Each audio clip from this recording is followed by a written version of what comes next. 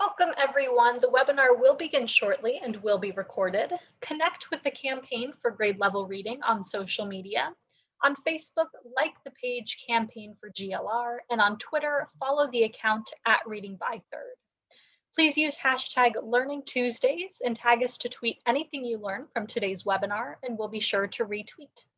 We encourage you to share your questions, reflections, and observations on social media.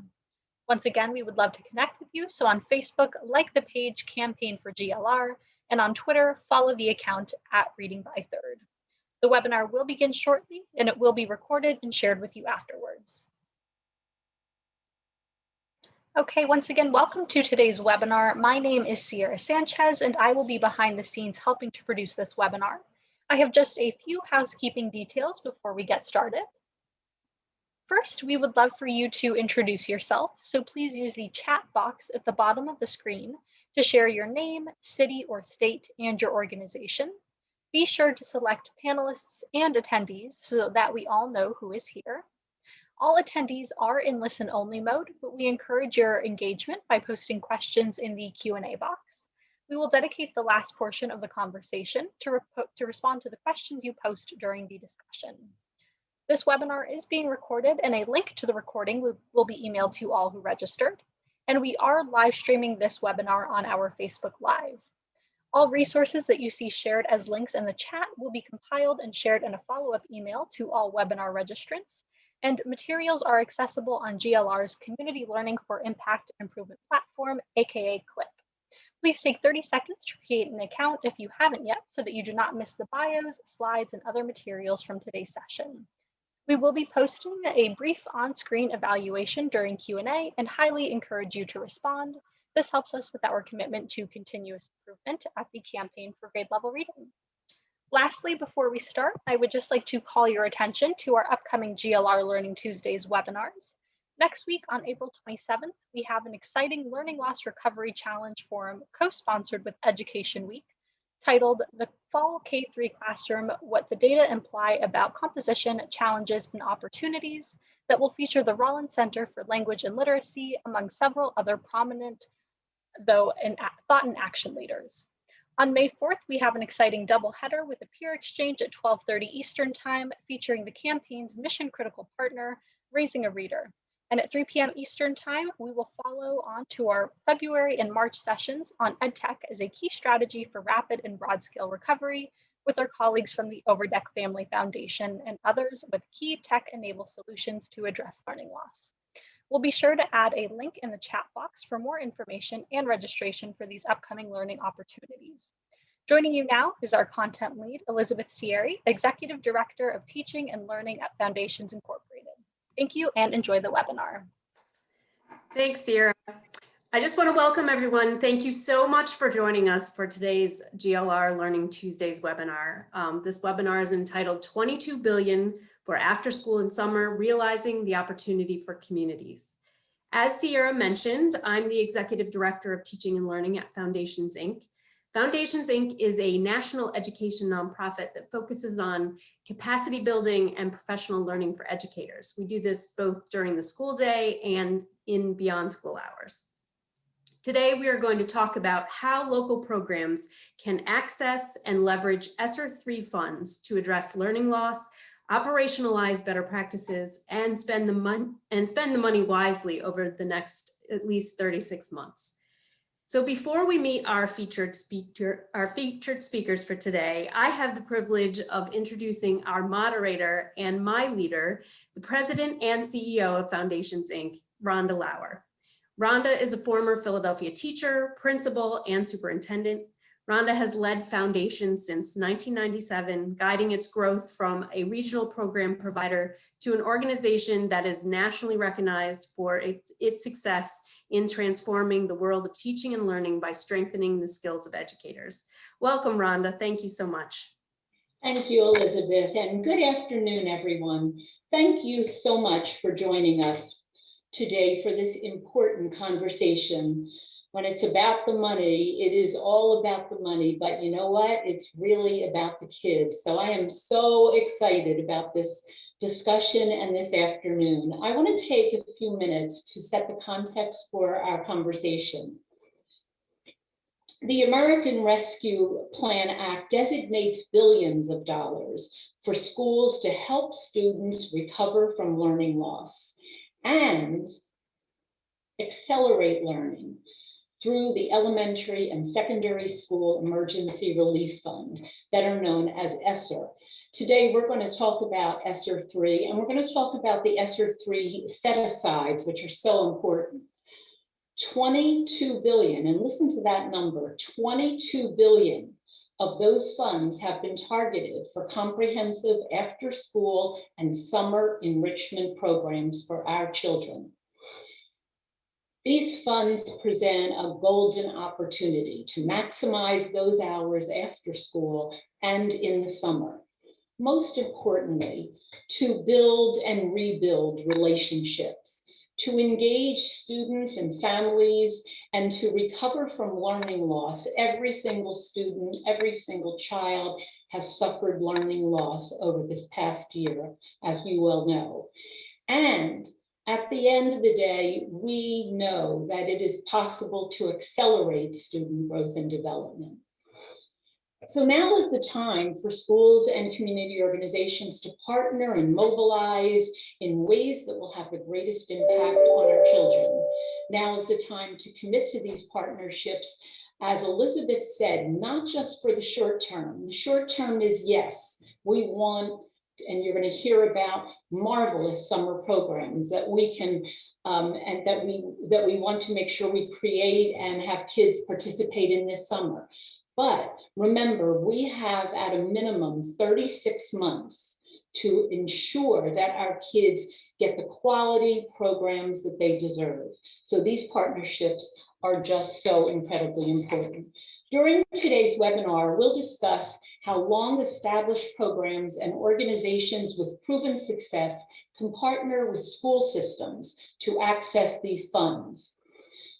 Secondly, we're going to talk about ensuring that funds support the effective integration of enrichment, social, emotional learning, and academics.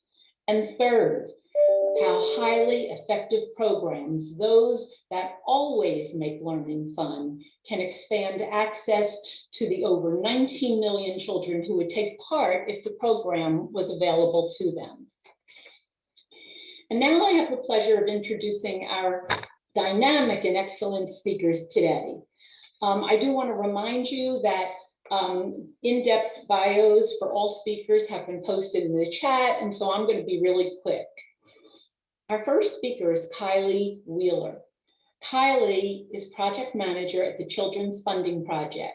She specializes in building child-centered, comprehensive, and strategic financing plans at both the state and local levels.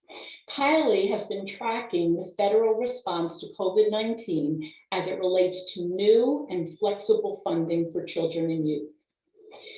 Terry Peterson. It's always my honor and privilege to introduce my good friend, Terry Peterson. He is a man who wears many hats. Terry is known across the country as the King of After School. He was given that title by our 6th United States Secretary of Education, Richard Wiley. In fact, I have to tell you one little snippet. Terry is the only person in America who has served 8 years as the Chief Education Deputy for a governor and also for the United States Secretary of Education. Currently, Terry co-chairs the Afterschool Alliance. He is Education Advisor to the C.S. Mott Foundation, and I am proud to say a member of Foundation's National Advisory Committee. After we hear from Kylie and Terry, we'll be joined by a number of commentators from 3 cities around the country. Candice Buchanan from Wilmington, Delaware, Stacie Evans and Lara Ohanian from Baltimore, and Chris Smith and Toni Wiley from Boston. Candice Buchanan is president of SummerCollab. At SummerCollab, Candice focuses on developing high-quality programming and strengthening partnerships, and listen to this one, to make summer smarter for our kids and communities. These programs include the Summer Literacy Corps for kids in kindergarten through grade 5 and Tyler's Camp for middle schoolers. Stacie Evans is President and Chief Executive Officer for Young Audiences of America, she should be for America, of Maryland. Under Stacie's leadership, since 2004, Young Audiences outreach has expanded to every school district in Maryland, partnering with 500 school and community-based sites, and annually impacting 190,000 students, teachers, and artists. Lara Ohanian is the Director of Differentiated Learning in the Baltimore City Public Schools. She oversees English for speakers of other languages, gifted and advanced learning, and extended learning, allowing her to support the continuum of learners and prepare them for college and career. Chris Smith is Executive Director of Boston Afterschool and Beyond. Chris led the creation of Boston's data-driven network of 300 programs, as well as the nationally recognized Boston Summer Learning Project, which has served 50,000 students since 2010. And Toni Wiley is Chief Executive Officer of Sportsmen's Tennis and Enrichment Center. Under Toni's leadership, the center has built competitive, developmental, and community programs for youth and adults, and achieving local, regional, and national acclaim. So I will apologize right now. All of a sudden, in my backyard, my landscaper decided to come and drive by, so please forgive me.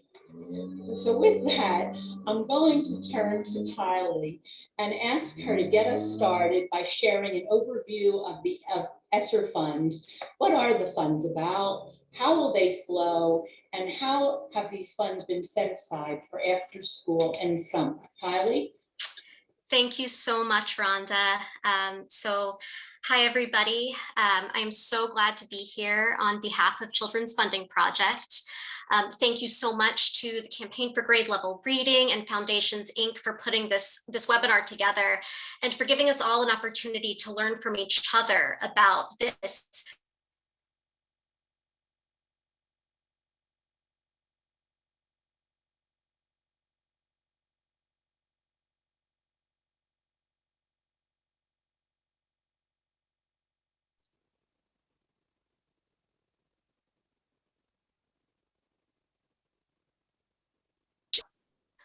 I am here today to do two things.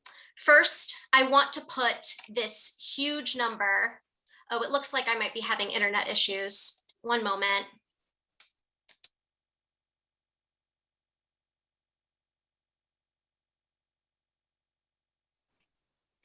If you are, Kylie, we can go to Terry and come back to you, but. Is this any better? It is. Okay, my apologies, my apologies. Okay, so I am here today to do two things. First, I'm going to help put this huge number in context of the American Rescue Plan, but also federal COVID-19 relief more generally. And I'm also going to break down how the 22 billion national total will translate to the state and local levels. So when we talk about this 22 billion, we are talking about the portion of the Elementary and Secondary School Emergency Relief Fund, or ESSER III, allocated by law in the American Rescue Plan to local education agencies or school districts, specifically for after-school summer enrichment and learning recovery. And just to give you a sense here of where that 22 billion fits in, this slide shows all of the other funding within the American Rescue Plan that directly or indirectly benefits children, youth, and their families. And if you are interested in learning more about what else is in the American Rescue Plan for kids, CFP, Children's Funding Project, did recently publish a Cradle to Career Guide to Federal COVID-19 Relief that I believe was just linked in the chat. But our main topic today lies in the Elementary and Secondary School Emergency Relief Fund from the American Rescue Plan, or as we will repeatedly refer to it, ESSER III. Now, we say ESSER III because there have already been two other cash infusions into ESSER. And as you'll see on the next slide, the first was in March 2020's CARES Act, ESSER I. The second in December 2020's Coronavirus Response and Relief Act, ESSER II. And again, our focus today is on what is in this yellow box here, ESSER III from the American Rescue Plan. So let's go ahead and break down the $122.8 billion that is part of the total of ESSER III, or the total of ESSER III, so that we can better understand where we get this 22 billion figure and what that means for after school, summer, and learning recovery for states and communities across the country. So if you head to the next slide, and the one after that, we see here, we start with 122.8 billion allocated in the American Rescue Plan to ESSER III as a whole. And right off the top, 800 million of that is going to identify and address youth homelessness. So that leaves us with 122 billion. 90% of that is going to local school districts by way of state education agencies, so your state Department of Education.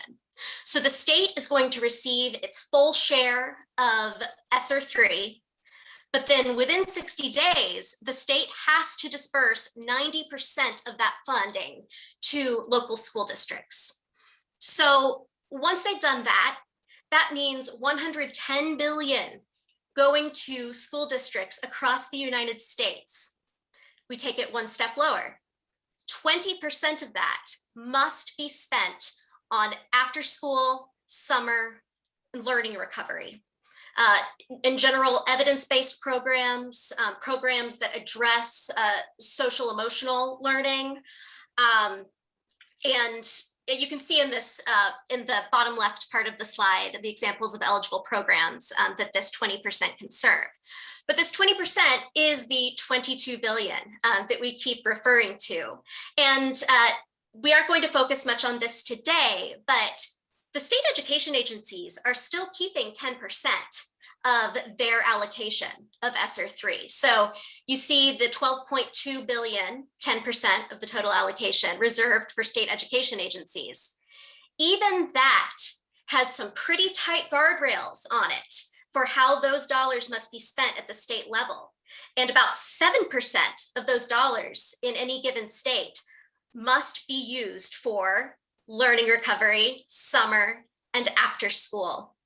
So that is a whole separate opportunity, in addition to the 22 billion, that school districts, advocates, and community-based programs can advocate for smart use of these funds for the same purpose that we're talking about with the 22 billion for local school districts. Kylie, could you, when you talk about the 12.2 billion, could you just drill down a little bit and talk to us about specifically what that means? What is, when you drill down, what is that? Like in a state and local context? Yes, please. Sure. So actually, if you go to the next slide, I thought it might be helpful to look at an average state. I chose Virginia and Virginia Beach City Public Schools because that's where I'm currently living. And so if we look at the state of Virginia, Virginia is going to be receiving about $2.1 billion as part of ESSER III. That means 90% of that 2.1 billion, 1.9 billion, is going to these school districts you see here. Each of these geographic boundaries represents some portion of the 1.9 billion. Virginia Beach City Public Schools, in this bottom right-hand corner down there, will be receiving about 78.8 million.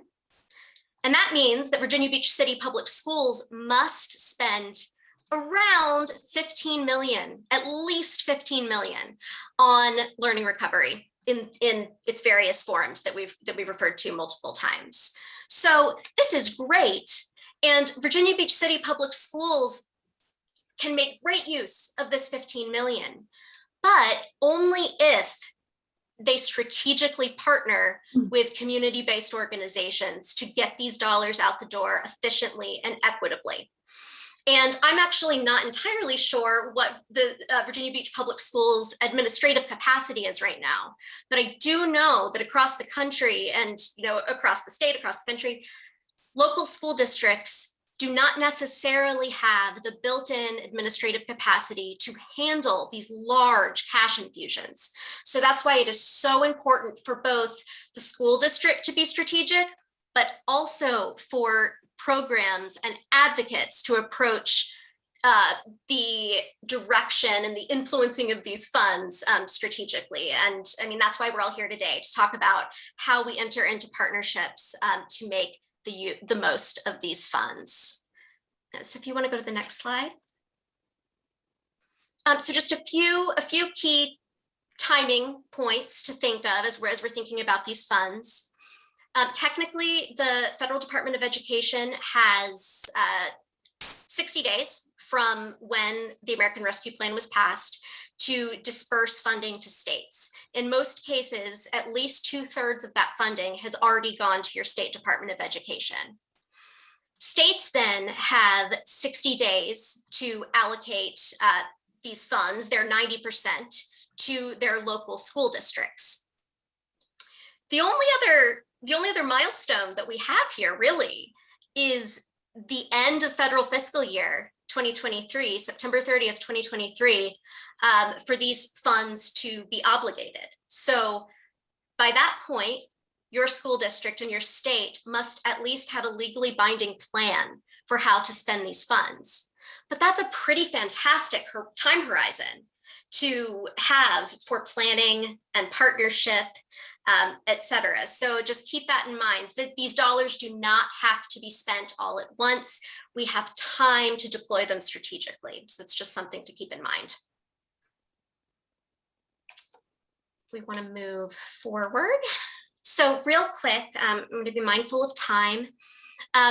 ESSER III funds have various maintenance of effort and maintenance of equity requirements. And I'm not going to get into the specifics of these right now, but basically these guardrails ensure that states and local school districts do not substantially reduce per pupil funding when they receive these new dollars. So we're grateful to see those guardrails in place, if only to add some structure to what are actually very flexible dollars.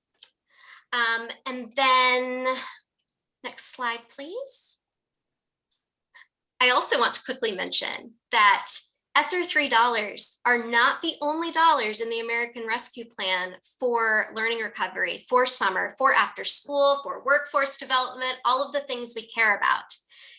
There was also $39 billion in combined funds to the Child Care and Development Block Grant and a new Child Care Stabilization Fund, $350 billion in direct relief to state and local governments that is extremely flexible and can be used for these purposes.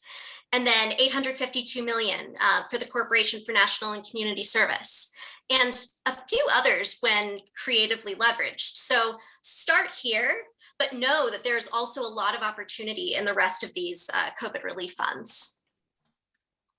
And then I think finally, I just wanted to include some helpful resources, and I think some of these have been linked in the chat, including our guide, some of the most recent federal guidance. I want to give a huge shout out to helpkidsrecover.org.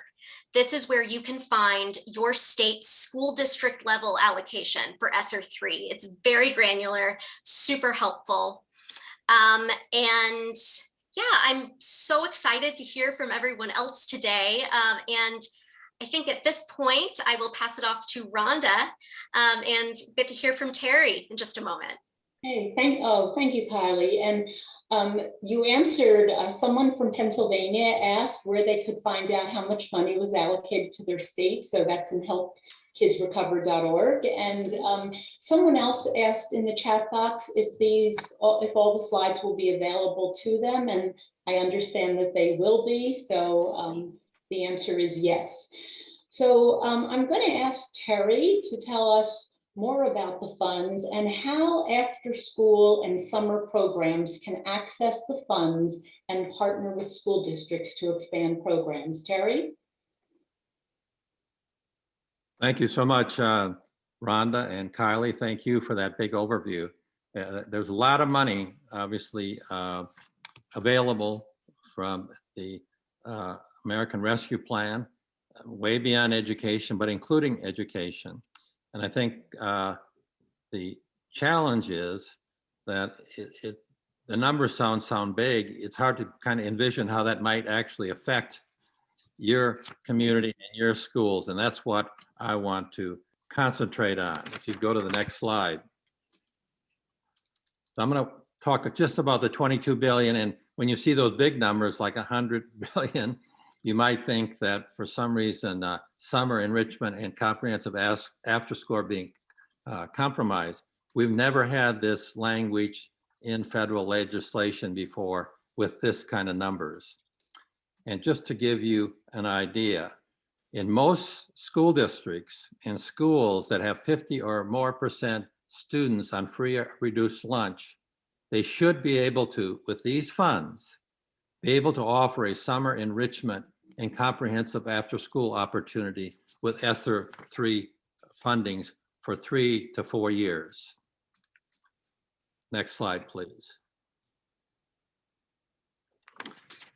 As Kylie mentioned, there's also larger amounts of ESSER funds for the regular school day.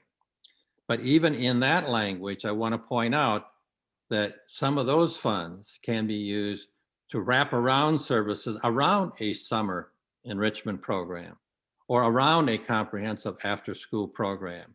For example, there may be a need for mental health services or turning the school into a full service community school with summer and after school and wraparound services.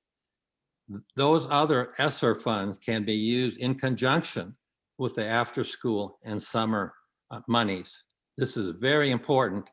Just think of that. Just think in your community, if your school district or school could use these monies for this purpose. Now, you might say, we have 40% of our students low income, or 30. My hunch is you still will be receiving ESSER monies, not as much magnitude, but even then there should be a chance with clever planning and partnerships to offer summer and after school programs. So don't give up.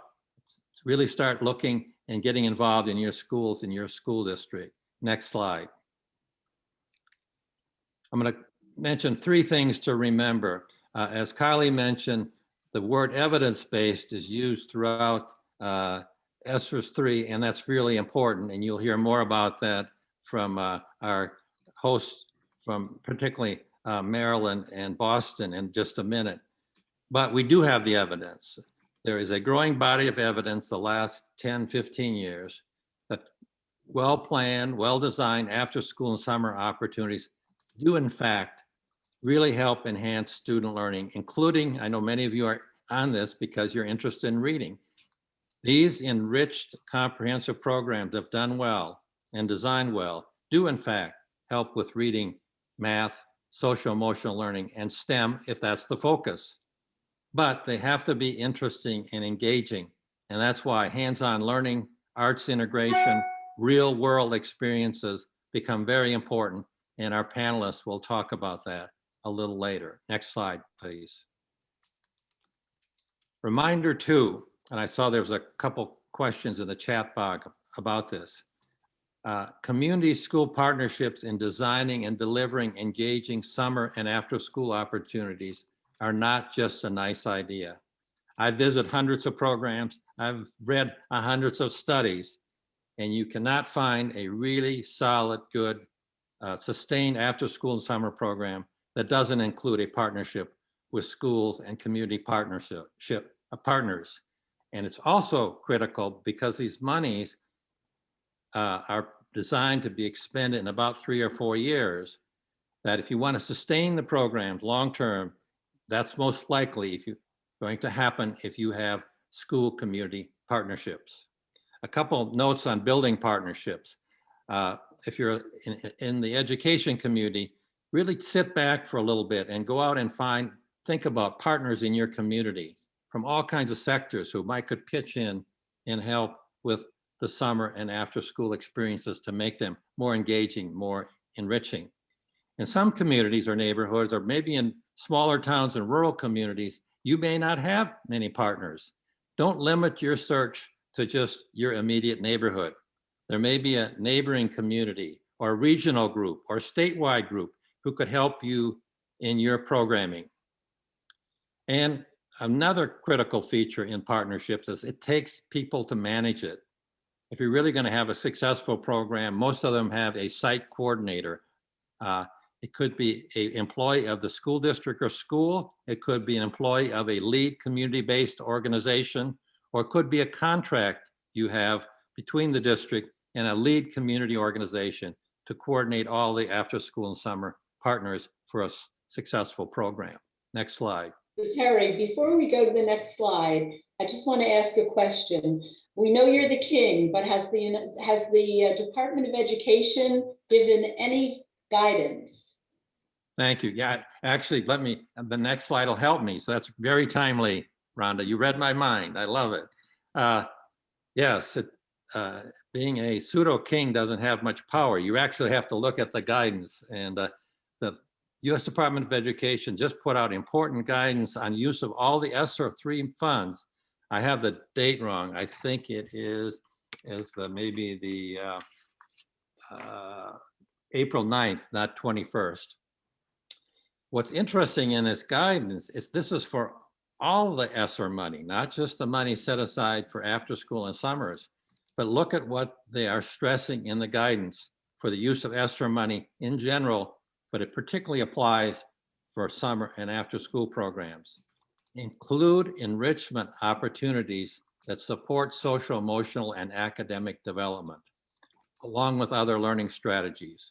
Yes, if in a summer and after school program, some students might need tutoring. A lot of after school programs have homework help, but that doesn't consist of a summer enrichment program or a comprehensive after school program. It really is, those two areas are part of a broad array of enrichment activities that are needed. And later you'll hear from our panelists why they have found things like physical fitness and arts programs, STEM activities and youth development are key to really developing a full child and getting the results we want. And relationships, successful programs include that. And another guidance key here is make the programs inclusive and supportive of families, including providing transportation and meals, and really designing the program so it reaches a whole host of students who really can benefit from the programs. Next. So what are some good ways or options to invest these new funds? Keep in mind a couple things. I think the intent is, and the need is immediate. We need to have things happen this summer and next school year and after school, but also continue on for several years. So going to the next slide, you might think of keeping kind of the urgency in mind, the need to reach more young people in areas that need them the most. You might think of these priorities. If you have some people might call them summer or after school deserts, where there hardly are any programs, or maybe they're too expensive if they exist at all. Think of ways in which you could allocate some of these ESSER III local monies to organizations that are already running successful programs, but ask them to work in some additional neighborhoods or schools providing after school or summer programs in high need neighborhoods. So you don't have to start from scratch. You don't waste a year just planning something. You get something going right away with people who know what they're doing. Also, we have many sites after school and summers that are high quality, but they don't begin to serve all the young people who could benefit from the program in their neighborhood or school. So think about adding funding to those sites to make them more engaging, for more extensive outreach, for more parent involvement, so that you take the program that's there and reach more young people. Also, and a third thought is that in a number of communities, quality programs were lost during the pandemic. How could you restart those programs? There's probably some remnant of an infrastructure of that program already there.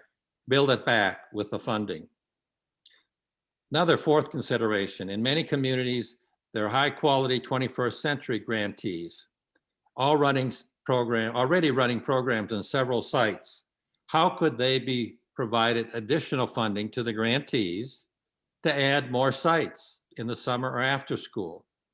And a final point, we clearly do not have enough programs and opportunities for young people in late middle school and high school. So think of new strategies, new partners, new coalitions to reach these young people. Continuing on. Next slide, please. So kind of beginning to wrap up. There is ESSER III funding specifically in law for comprehensive after-school and summer programs. At the end of the day, I would hope that most school communities with 50% or more low-income children would have either additional or better summer and after-school opportunities, and even those perhaps in the 40% category. It is critical to leverage community, cultural, and youth groups to help provide these opportunities, working hand in glove with educators. Right now, more than ever, we need to have more hearts and hands involved in this effort. So what do? What happens? The money is beginning to flow to the school district. Some don't even know what they're receiving yet. This is so new and so big. So be persistent, but be friendly. So find community groups who want to work with you in expanding quality summer and after school enrichment. And find local educators who are doing this or interested in this, and join together and help make a case to your superintendent of school board. Help plan together to really have some exciting opportunities this summer and next fall for the next 3 years. And as my mother used to say, if you don't ask, no one else will. Our students and families are depending on you, all of you on this webinar, almost 500 of you. Next slide. The best way to start is just get a group together, after school summer providers with educators who are really interested in this, and begin planning and share your ideas with your school district, with the local schools who have high needs. Next slide. Let me wrap up. There are so many things that young people need right now, and support from all of us in schools, out of school, in summers, in homes, in after school. But I like to think of all this as, I'm not saying that after school or summers are the silver bullet for all learning disruptions, but I am saying it is increasingly apparent that they may in fact be a silver lining, an important strategy, a piece of the education puzzle, and especially for the recovery and acceleration after this incredible pandemic. So thank you for what you do. But I don't want you to stop there. We have a huge challenge, but also a huge opportunity, and for the first time in a long time, with funding. So please help make something great happen.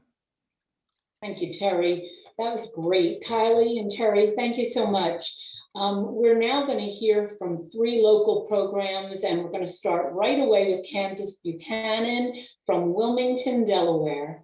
So Candice, would you first comment on what you heard from Kylie and Terry, and then tell us a little bit about your incredible summer learning program in Wilmington? Yes, thank you, Rhonda. Good afternoon, everyone. And many thanks to Kylie and Terry. I think they shared a lot of very valuable information that folks are really interested in. So keep your questions coming in the question and answer box, and we'll keep getting those answered. There are 3 points that I heard them mention that I think are critical to highlight. And the first, I think we're all here because of kids, and we talk about student growth and development, and making sure that we're recognizing the whole child. Academics are critically important, and there's this big focus on literacy and accelerating learning, but we also have to recognize that our kids have been through a lot this last year, just as we have, our educators have, and it's important that as we're planning these summer and after school programs and working with our communities to do so, that we're not strictly focused on those academics. And so thinking of whole child development and really making sure that, summer remains a place of exploration and fun for our kids. The other point is the commitment to long-term partnerships. This is unprecedented times, a huge amount of money, and there is certainly some urgency to this situation. But we don't have to, get out and getting everything 100% right away. These funds are going to be available to be spent over the next 3 to 4 years. And so we want to kind of capitalize on existing programs in the here and now for this summer and work on building those with our schools and communities over the next several years. And on that note, speaking of our existing organizations that are out there doing phenomenal work, here in Delaware, we have places like the Boys and Girls Clubs, YMCAs, and other local youth serving nonprofits who are already doing incredible work. There's lots of local expertise in each of your states, and it's important that you don't forget about that. Making sure, we've, in a lot of cases, we've already spent a lot of time forming partnerships with each other, with our school districts. We've got that expertise. The one thing that's always been missing is funding. And now we have a really great opportunity to take a hold of that and really do some great things. And so, don't think that you have to look nationally to get things done. There are lots of great resources out there, but your local folks know your kids, they know your community, and giving them the resources that they need to be even more successful is a really great place to start. So, those are kind of the 3 things that I heard Kylie and Terry talking about that I wanted to highlight. And I can switch gears and talk a little bit about how SummerCollab has kind of, used some of those same themes in the work that we do here in Delaware. We are the Summer Learning Collaborative, also known as SummerCollab, and our hashtag is making summer smarter in all ways, not just thinking about the academics, but working with communities to work smarter and not harder. Really to make sure that we're serving our kids in the best way that we know how.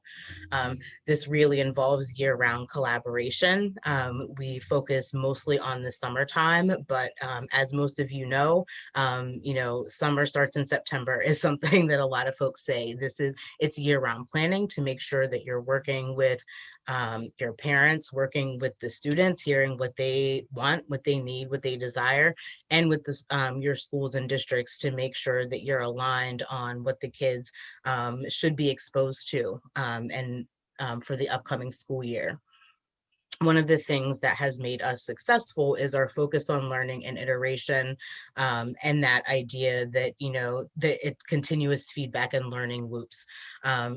We provide surveys, we do assessments, data is really critical from program participants to staff, to parents, to schools.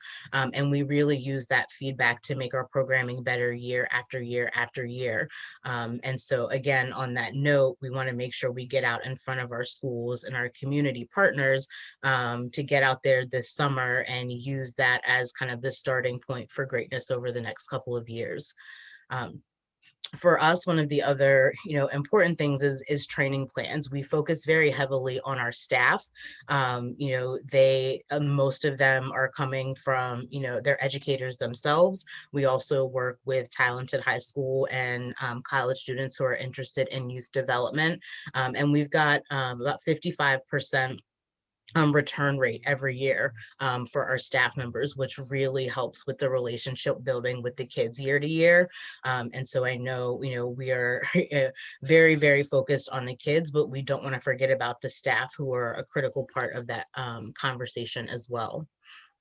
And again, I talked about the developmental and the academic programming. We focus on literacy, but what's what's most important to us is really our commitment to the joy of summer. And we talk about, you'll see our little light bulb there. We really talk about igniting a passion for learning, and that's across the board, building self-confidence to try things, to fail, to get up, try again, and do it until you learn what that process is like, so that you can be successful. And we bring that to everything that we do, so that when kids return to the school in the fall, they're more likely to ask more questions and be more inquisitive about learning across the board, because they've had a chance to explore things and learn about how they learn and what they're interested in learning. So just a little bit more about our two programs. Our Summer Literacy Core program is an AmeriCorps program, and we have 50 AmeriCorps members who we train in another comprehensive training program to deliver one-on-one targeted literacy programming to kindergartners through fifth graders. And we do that by working with our local community centers, who already have established programs in place, and we provide them, we provide their kids with 30 minutes of the one-on-one literacy intervention a day. And we, again, are very much focused on that relationship. And so, we've got all of the science of reading and all of the phonics, the reading comprehension, and all of the fun stuff that the state likes to look at for standards, but we're also very focused on the social emotional learning piece. And so the first couple of days are really spent on relationship building, because our core members are working with their kids for 6 to 8 weeks straight. And it's really important for them to be comfortable with one another, so that they can actually enjoy what they're doing. And we have a lot of cases where we see kids who are coming in far behind grade level, and ending the summer on grade level, because they didn't want to let down their core member, their new reading buddy, and they spend a lot of additional time doing things that you wouldn't expect them to be doing over the summer. And we see about 80% of our kids who show growth in those 6 to 8 weeks over the summer, and about 11% of them show growth of a year or more, which is really incredible. And so you'll see a lot of talk about high dosage tutoring, and I am also an advocate, and we have a program that we believe is very successful in targeting our kindergartners through fifth graders. For our middle schoolers, we focus on, we've got our own Tyler's Camp, and that is, again, very much focused on this kind of joy of summer. There are daily literacy workshops that are taught by literacy instructors from our schools that we work with. So kids go to the same school, they're seeing the same literacy teachers, and they also receive social emotional learning workshops by our partners at Strive, who do leadership workshop and development. Their afternoons are spent doing a variety of activities, as you'll kind of see here. We've got robotics, they get to build drones, all kinds of sports, graphic design, all of the arts. We've got chorus, dance. And so it really is about ensuring that their summer is a place that they can continue to have fun, and learn while they're doing it, and increase their love of learning. And so if anyone has questions, I'm happy to answer them in the chat, but I do want to turn it over to my colleagues, who also have some other phenomenal programs happening throughout the country. Thank you so much, Candice. And I'm so happy that you really focused a lot on staff and relationship building, because that is so important. That makes the programs all that much better for our kids. I want to turn now to Stacie and Lara and ask them to talk about what they're working on in Baltimore. So exciting. Stacie?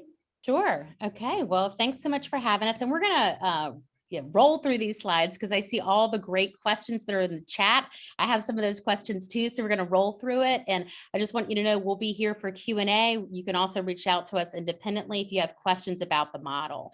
So Young Audiences, which is a community-based organization, one of those organizations that Terry was talking about, partners with the Baltimore City Public Schools to provide a 5-week free full day program that primarily serves children. We're serving about 2,000 kids each summer from about 100 different schools.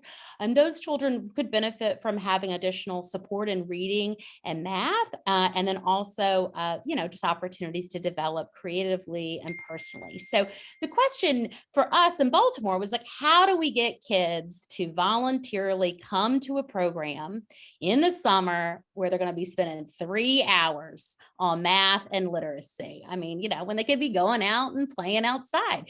So the solution for us was to integrate the arts into that instruction and to really leverage what we think is a fabulous asset and resource within our community, which are our artists. So if you go to the next slide, what you'll see is that we bring our Baltimore City school teachers together with community artists, and we give them a literacy handbook, and part of the week that they spend together in professional development introduces them to this approach of arts integrated learning, and as well as the central texts that we use. And we basically sort of have them see model lessons, and then we send them forth, like go forth and collaborate on your own and dream up all these ways that you're going to draw kids into learning. And what you'll see here is we really ask a lot of questions and ask them to answer this through the creative process.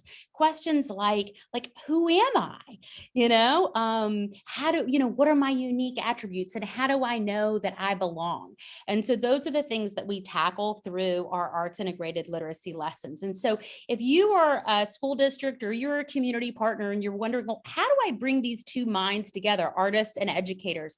I am going to drop into the chat a model like collaborative planning session so you can see how we marry those two things. And then I'm also going to drop into the chat the really yummy, delicious central texts that we're going to be working on this summer that really are rooted in belonging. And now I am going to pass it off to Laura to talk about some of our math interventions. Sure. I'm actually going to be really very brief. So we are focused on both math and ELA.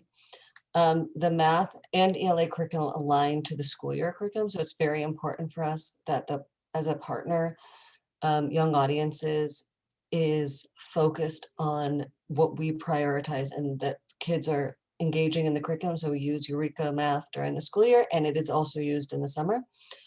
I'm going to go to the next slide. Over the past 4 years, we have expanded programming, you can see, and I believe the year before this was only 2 sites. Each year we've expanded from 4 to 8 sites. As a district partner, one of the questions I've gotten many times is like, how did you decide to expand? What do you look for in expansion? So what we're looking for, and we'll talk about evaluation in just a second. We're also looking for student engagement and interest. And as you can see, the remarkable improvement in attendance, which was coupled with an after-school program. So originally, Young Audiences, the Summer Arts and Learning Academy, so SAL, I'll refer to it as, had 66% decent attendance, but we didn't have an aftercare program that was associated with it. As soon as we partnered with an after-school program, so that even in the summer, the parents had an opportunity for their kids to go from, morning to closer to like 5 or 6 o'clock if they needed it. Our attendance increased significantly. So you can see that. I'm going to keep going. One of the things that's very important to us as a partner with organizations is an evaluation, right? Not only a pre and post, which a lot of providers for summer will give us. So what was the improvement from the beginning to the end of the program, but what does that mean from the end of the year results to beginning of year results? So how does this summer program mitigate summer learning loss? How does that summer program impact the student and in the next school year or in future years? And what we found over the years of doing fairly rigorous evaluation of all of our summer programs, with SALA specifically, what we found is kids who are in the program more than a few years in a row show marked improvement. We've seen improvements in scores in both ELA and math. We have seen significant summer learning loss, especially in the area of math. We've seen changes in specific domains in DIBELS. So I'm not going to spend a lot of time on this, but we do every year, any program we work with, look very closely at the students in that program compared to their peers who were not in the program and how they performed. I'm going to go to the next slide.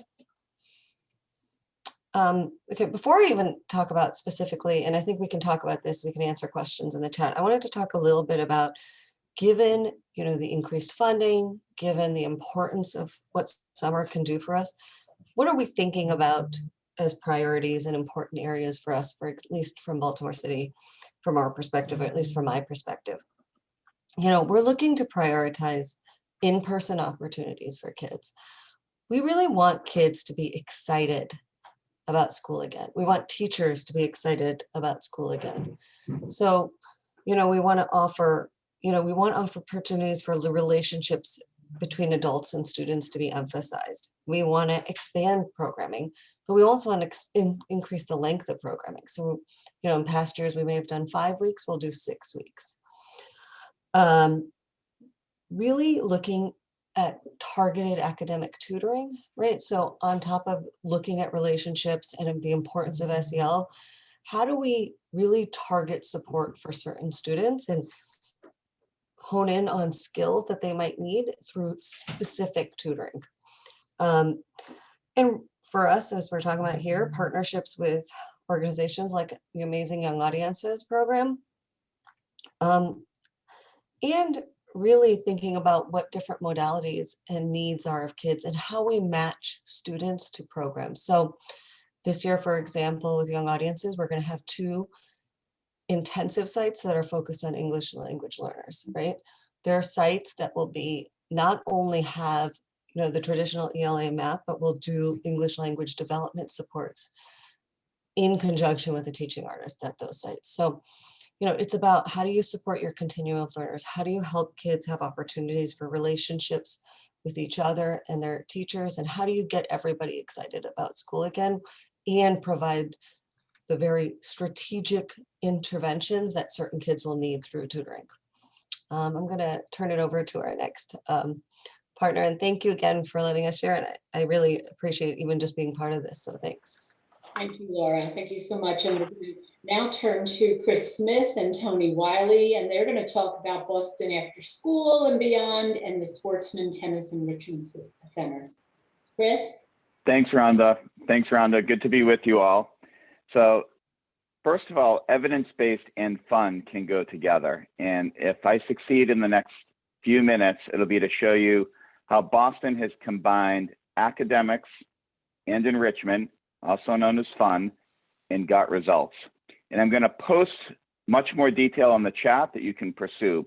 But I wanted to share 4 lessons from 10 years of summer learning in Boston.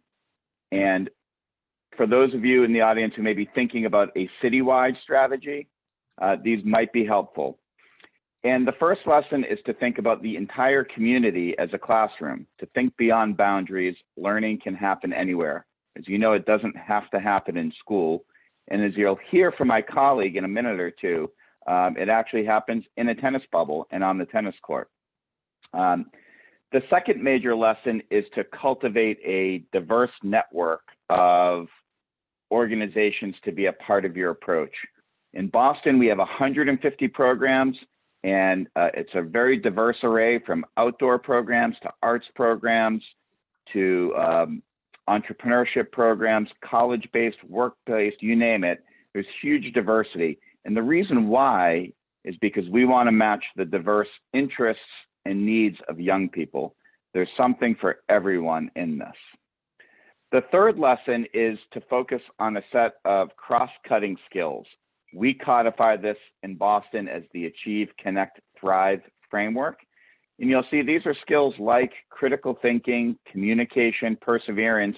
They're precursors to learning. They're more than related to academics. They're necessary in order to engage academically. And they're important in their own right and relevant to college and career success. And we find that youth development organizations, whatever their area of focus, whether it's sports, arts, or something else, that building these skills with young people comes naturally to them. And finally, it's not enough to say you're doing this work, but it's necessary to measure and learn from one another. So our fourth lesson is to measure and improve together. And what distinguishes our citywide network of over 150 programs is that each one of them adopts a common suite of assessment tools at the program level and at the student level, which enables us to learn from one another in the network and see trends citywide. And this focus on data lends us credibility, because with new federal funds will come lots of rigor in looking at how it's being spent.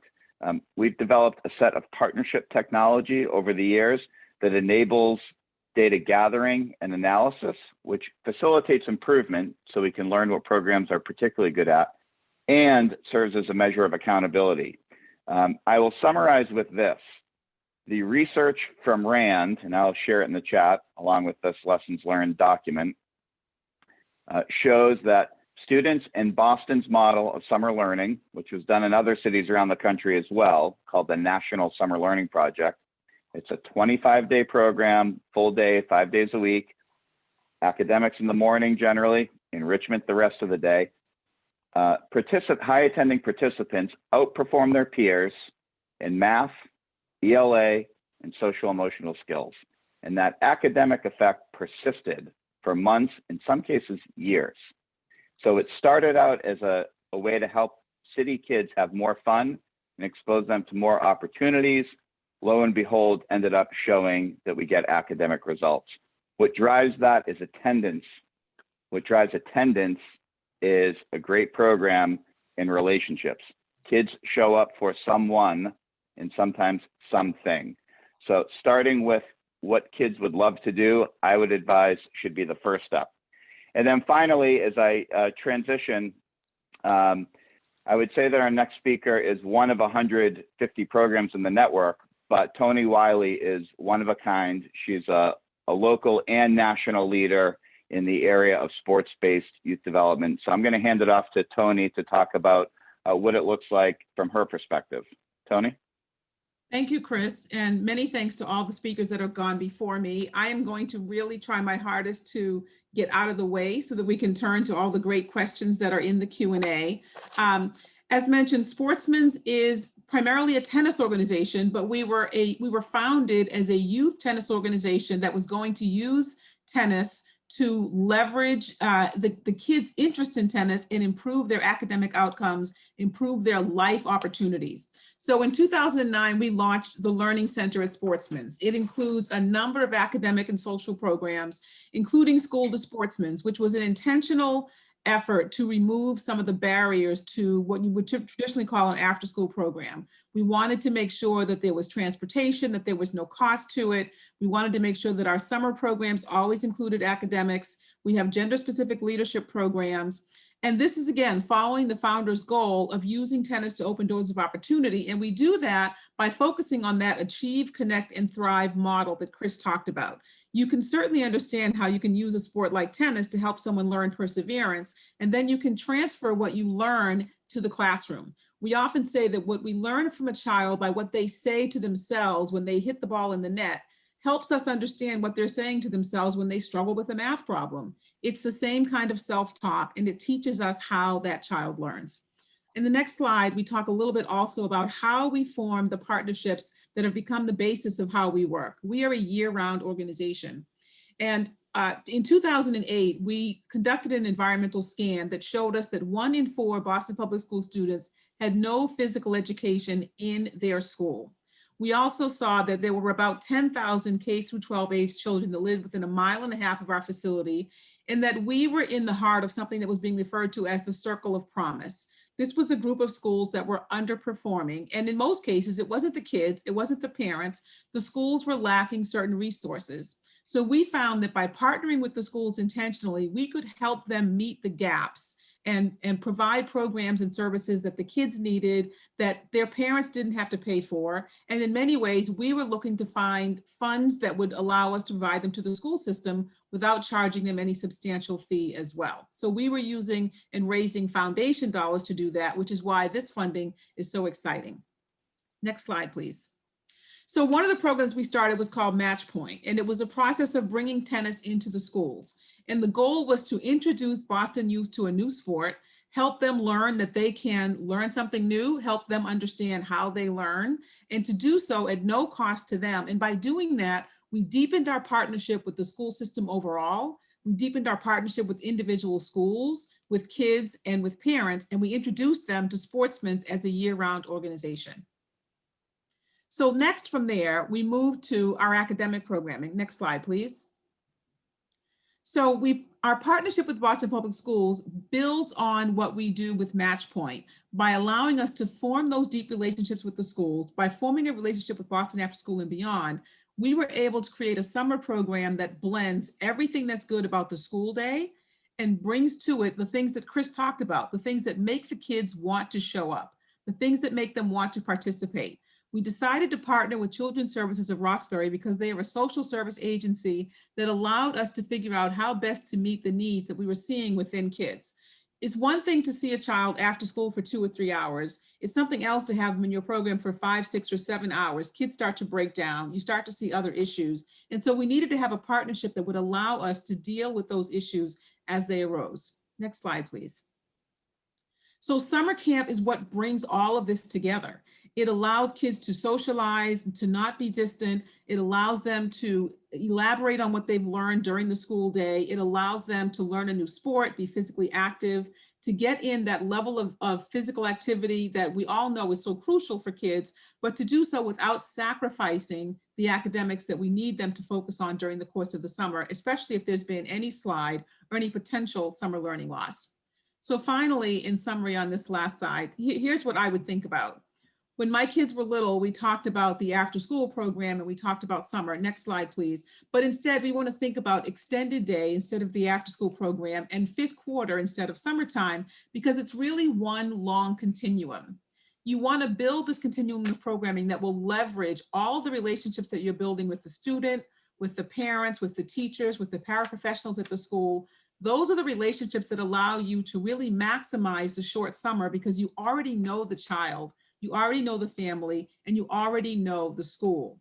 If you design programs that have shared objectives like Achieve, Connect, and Thrive, it's easier at the end of the day to make sure that you've met your shared goals instead of trying at the end to figure out how the goals that you set match up with the goals that the school system had. If you start off with shared objectives, it makes life much easier. And again, you want to make sure you form all the partnerships that you need to form that will allow you to serve the continuum of needs of the families that you're going to meet. So with that, I'm going to turn it back over to Elizabeth so that we can get into your questions. Thank you. Before you do, Toni, I just want to say something about what you and Chris, I really think, emphasized too. When you talked about attendance, Chris talked about that, and how do you get kids to attend? Because attendance is everything. You can't do anything if you don't have the kids there, right? And you want them there consistently. So Chris talked about engagement and relationships, and we talked about having fun learning. And I can't emphasize that enough because kids will come when there is a great program. And again, I want to thank you and all of our panelists for this discussion and also for sharing these fabulous programs with us, because these truly are model programs. Thank you very much. Thank Elizabeth, you. it's all yours.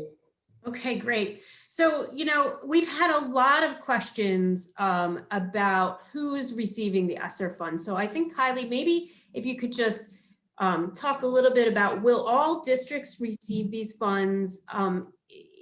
Does it include charter schools? If so, what's their timeline for the implementation and allocation of the funds? Could contracts be extended beyond 2023? Yeah, so these are all really good questions, and I'll start simply. Yes, every school district should be receiving some share of these funds. I think, and Terry, please correct me if I'm wrong, but I believe when you were referring to the free or reduced lunch percentage, you were suggesting that because these funds are allocated based on a state and further a school district's Title I Part A allocation, schools with higher percentages of children on free or reduced lunch are going to see a larger, longer term benefit for funds, but every school district should receive some portion. Is that correct? Yes, I was just saying that in some work I've been doing in about 8 states and 10 communities in the last 2 weeks, there's so much uncertainty. People are sort of saying, I don't have, even schools that have 50% or more in poverty say, I just don't have the money to do what you're describing. And I'm saying, you will. You may not know that yet, but think big. This is rare. Somebody described it to me the other day. If you had a chance to write a 4-year grant for a school for like $1 million or $500,000, let's say, to do after school and summer programming, what would you do? And you would think of all kinds of great things. Well, that's what those schools are going to have. And we need to really think big and different and apply what we heard from Delaware, Baltimore, and Boston. So now other schools will get funding too. It will be less, but then you can combine the 20% set aside with other ESSER money or local and state money or community partners. So you shouldn't, I didn't mean to be negative toward those possibilities. I was trying to speak like a grandfather, kids in 5 states or 4 states, and sort of saying, you know, I'm a taxpayer. When I show up, and if you have a 60% low income kids, you know, I hope to see an after school and summer program that's really exciting in your school. I don't mean that being that blunt, but I think that's what Congress is thinking also.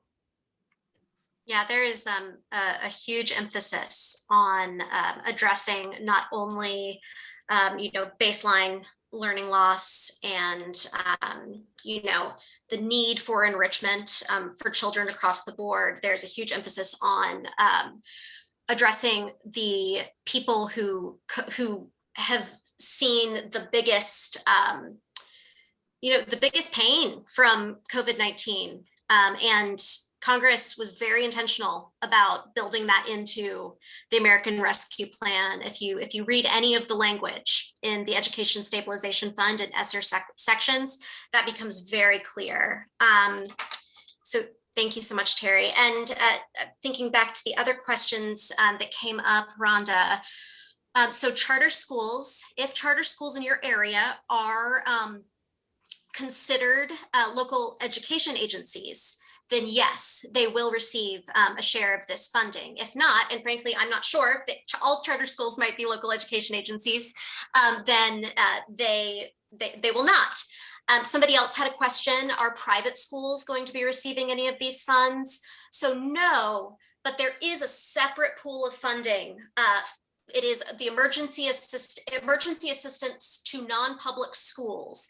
That's $2.75 billion for private schools or non-public schools that will be allocated at the discretion of governors. So that's something to keep in mind. And then was there, what else was on deck, Rhonda? Well, and all public charter schools are LEAs. So yeah, that's a good way to put that. Yes. So Kylie, what's the timeline that LEAs have in order to allocate or implement using the funds? So to my knowledge, and I noticed that these were the questions that I didn't answer in the Q&A. To my knowledge, the guidance we have now only specifies the obligation deadline of September 30th, 2020. I am deadline for liquidation or expending the funds. Others might. Somebody in the question and answer actually said that they heard these funds could be spent through 2028. But to be honest, I'm not sure of that answer at this point. But as long as plans are made by 2023, you should be safe. Are there any requirements on how the LEAs use the funds? Do they have to use it for social emotional learning support, parent engagement? Are there any specifications about about that for school? So yes and no. There is a lot specified under, in this part of the act for all of the pieces that you just mentioned. Those are all allowed uses of the funds.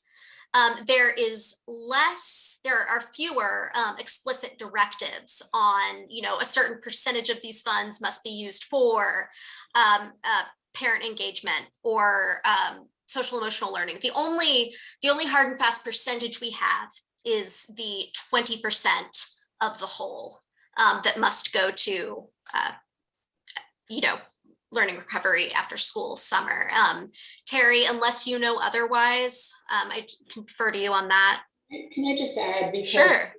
20%, when you talk about parent engagement and when you talk about social emotional learning, that's part of a really quality program. Mm-hmm. So even though there may not be something specific about those, the whole idea here is to make sure that we provide quality programs for kids and families. Yeah, the guidance so far from the Department of Education in the handbook I reference, handbook 2, I believe it's called, specifically talks about the importance of building relationships, Mm-hmm. engaging families, of social emotional learning, of intertwining social emotional learning with academics and enrichment. It specifically calls out using community groups for enrichment, the arts, physical fitness, career and technical education. Now it's maybe, I'm sensing, I'm not in the government anymore. I was there many years. I'm almost sensing that they're trusting people. Yeah. And they want you to look at what we just had 5 great presenters just described, and Rhonda did from the beginning, what is hope for? And it fits right in the middle of that guidance. I mean, couldn't be more. So I don't think you're going to get the detail. You're not applying for a program. You're not applying for the grant. The money is literally in the mail. And the hope is, I think, that you will use that broad guidance to do what's right, Mm-hmm. to do what research says and these best practices say. Superintendents have already received the funds in many states, and they are, just think about it, you're running a school district, you're trying to get kids back to school, now you have this opportunity and you want to make it right, but you need help. And that's where the community partnerships become so important, because you combine academics with the community partnership, with some of the kinds of programs that we heard today, and at least you can get a head start on this summer. Because they have so many other things they're worried about. That's all we do is work constantly now with superintendents who are saying, what should I do? What can I do? So this is for all the panelists then. How do our summer program providers and after school, out of school time providers, how do they reach out? How do they advocate for their program? Who should they be talking to? Terry, do you want to start? Can we hear from like Stacie and Chris, I think, and Lara? I think that'd be terrific. And Toni, and I think they can describe it maybe better than I can. I mean, one of the things that was brought up earlier was this idea of taking what is working and figuring out how to scale it. In Baltimore, there's a new program that Lara and I didn't actually discuss that's called Summer Lit, and we're super excited about it. But we actually started having the conversation in December about, okay, we're going to plan a small program, but we just had a sense that there was going to be big investment down the road, in the new year, and that money was going to come quick. It was going to come, and the issue was not going to be about money. It was going to be about capacity. So then we designed that program in one way where it could be small or it could be really big, really fast. And so I think a great thing to do, community organizations, is to look and see what is the district already doing and how do you approach them with sort of where the value proposition is capacity to increase the number of slots and to do it in a high quality way that is rooted in relationships and the social emotional learning piece that we've been talking about. But that's my suggestion. Laura, I'm curious what you would say. I think that is exactly right. I also think most school systems will have budget processes that open up. There might be a PQS process, depending on what's needed. There might be an RFP process where I would be paying attention to things like that because, there are even if the funds are coming, there are very clear parameters within each school system that school systems will have to follow. So those are always avenues where there's a process for reviewing, there's a process for, and that can be one way to work. I think the other piece is, I know what I value is when schools and partners, have a strong relationship. And then I look at that and think about, can we scale it? So, if you're a big community partner, I wouldn't come to us at the district office. I would start with schools where you are in the community and show, that you can show a track record with or start to develop a track record with. And then we can think about scaling, right? But scaling involves having something to scale up. And so that's where I would start. Those are the two places I would probably start, I think. Good advice. What other questions that we didn't answer? I want to make sure we get to the questions. So is there an external evaluation that's required for programs who are allocated funds? I'm sorry, you mean for us internally? Or yeah, I mean, we have both an internal and an external evaluation. So partners, when I review applications, I expect them to have an evaluation component on how they're evaluating programming. But we will also often do an evaluation. Ours are public, you can see many of them. We'll do evaluations, we'll also compare programs. I think that can be a little hard because, how do you compare different programs with different focuses? But we do our best to do both our own evaluation and expect partners to have third-party evaluators that will do evaluations for them, or we can go even deeper. And I think on the level, sorry, go ahead. I don't know, I was going to say that also, what are parents saying? What do parents feel about the programs? Are we making sure that we're getting the feedback from parents? I know that all of you do, but we want to make sure that we hear from our parents about what changed. How did they see a change in their child? In what ways?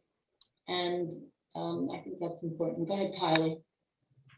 Oh, I was just going to say, I think on a higher level, in terms of that evaluation piece we were talking about, so far, we are still awaiting certain pieces of guidance for the super administrative specifics of the funding. But I think much like what Terry was saying about the trust that the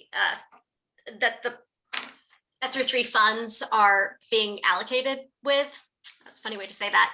I think that the assumption is that you are the programs that have these funds are going to have those evaluative capacities in place already. And ultimately, just from what we know now, the state is going to be the only one reporting anything to the federal government. They have a pretty loose charge to keep LEAs accountable. But beyond that, there isn't going to be any formal evaluation process. That was another one of the questions people were interested in, is how are states holding LEAs accountable to use the funds properly? Could I jump in? Maybe Chris, maybe you could talk about, so I think, so in any good program that's going to scale like this one, you would normally have some kind of continuous improvement process. The district might have it, or the community-based organization, or may not. So Chris, I'd be interested in how you would recommend. You have a very elaborate evaluation process across 200 organizations, and everybody seems to love it. I've seen it in person, and who loves evaluation? I do, because I majored in statistics, but I'm about the only one. Chris might, but Chris, how would you start sort of what you did, but do it because your purpose is, like Rhonda said, to improve? Right. So the first thing I'd look at is the evidence-based strategies. That's been studied with a control group over time. That's the most rigorous. But with every season, whether it's summer or fall, we do, as I mentioned, all of our programs adopt the same tools. We view data just as language.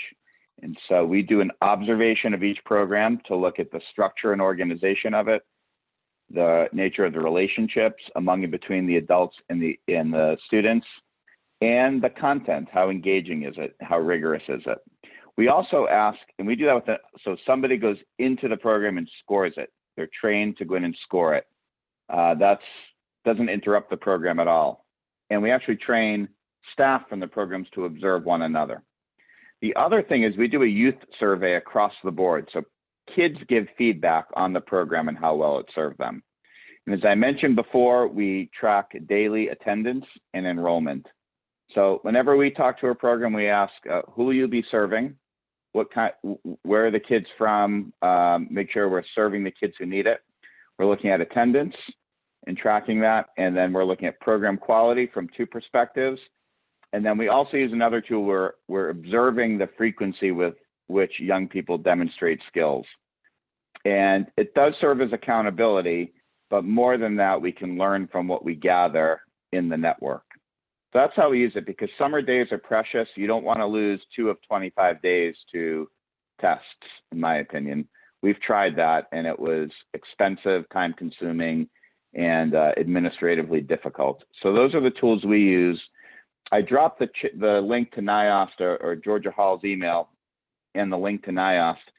They've developed valid and reliable tools. They're not the only ones out there. There are lots of tools used around the country similar to them.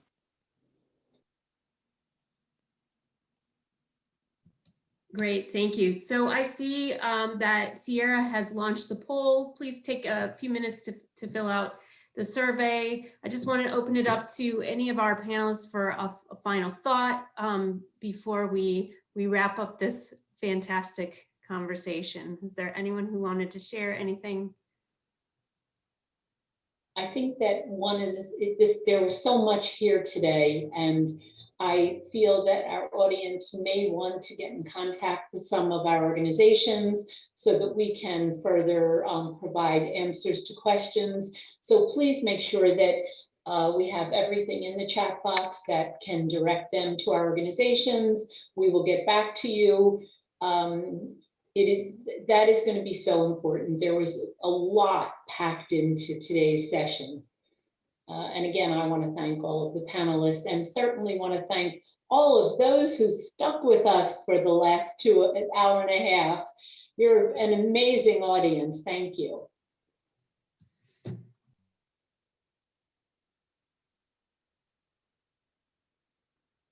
Elizabeth, you're muted. Sorry, I'm just thanking everyone again. Thank you, Rhonda. We appreciate you.